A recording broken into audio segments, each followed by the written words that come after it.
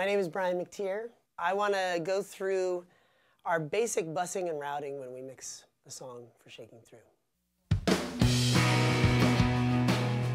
It really helps when you're mixing to have, I think, a very pronounced theory of operation going into it.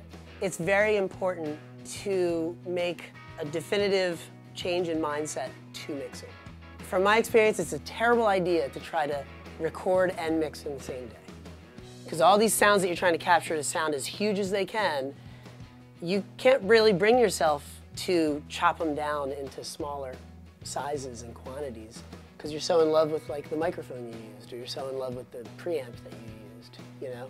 So that's what we're doing here. That's what this is. We're thinking very heavily, very strongly in advance of where things go, what happens to them as they go along, and where we want them to end up in the end. So our basic principle is, you know, we're going to automate our mix in Pro Tools. We're going to send 10 buses out of Pro Tools directly to the faders on the console. The left and right output of the console is going to go through a passive stereo EQ and 2 compressors. That'll be in while we're working. And then as far as the individual tracks in Pro Tools, we use a few plugins, but for the most part, for the really important things, we're using the inserts in Pro Tools to access our outboard gear.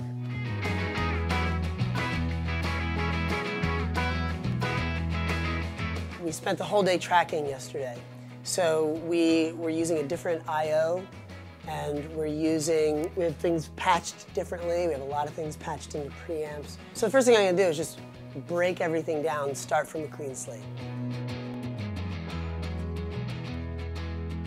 Just like I cleared out the patch bay, I'm going to clear out all the I/O. I'm going to import our mix I/O, which basically has, you know, all of the appropriate inputs and outputs for mixing. We have 4 mono outputs to the console and 3 stereo outputs. This is to make it so that the outputs of Pro Tools sum in the console. The 4 monos are kick, snare, bass, and vocal. And then the 3 stereo are drums, guitar, and stereo vocals. With each one of these buses out of Pro Tools that goes to the console, we've done some sort of predetermined shaping of the signals going out. It's basically sort of predefining the maximum size and shape of anything that comes out of the kick channel. And we have similar predetermined shape constrictions basically for all of them. You know, that's the snare, that's the bass. The reason is because in order to get everything to blend, these instruments do fit together as an ensemble.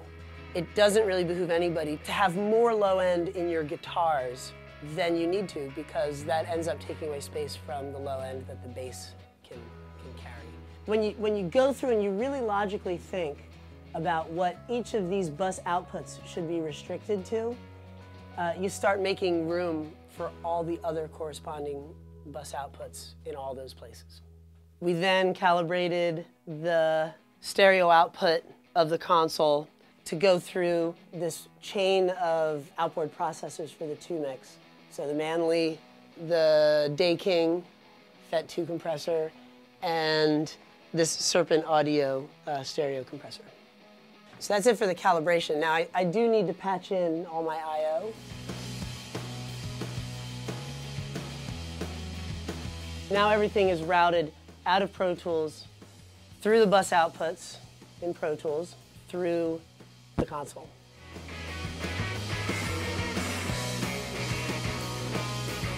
It behooves anybody to establish a theory of operation specifically for mixing, whatever it is. This is ours, and anybody else can have theirs, but it should be very different from tracking. It's somewhat of a ritual, for sure, and I think that that's actually made our mixes better. The thinking that goes into mixing is half aesthetic and half scientific, and that scientific part is extremely important and extremely overlooked.